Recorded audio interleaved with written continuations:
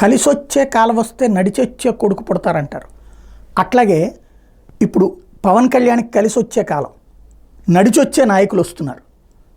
Party పెట్టింది 2014లో, ఇప్పటికీ 10 ఏళ్ళు అయిపోయింది. ఈ సందర్భంలో ఇప్పటిదాకా కూడా చూసుకున్నప్పుడు ఎలాగా ప్రస్థానం అంటే ఇక్కడ ప్రధానమైనటువంటి అంశం నాయకుల తయారీకి ఇబ్బంది ఎదురైంది. అంటే కార్యకర్తల్ని అభిమానుల్ని నాయకులుగా తయారు చేసుకునే క్రమంలో కొంతమంది అద్భుతంగా ఎదగగలిగారు.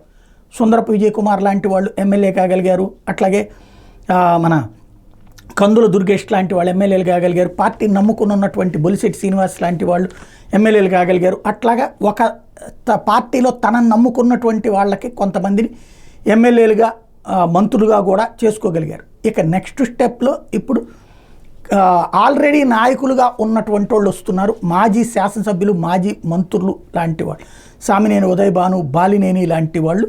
ఇది జనసేనకు ఒక మంచి బూస్ట్ అని చెప్పాలి.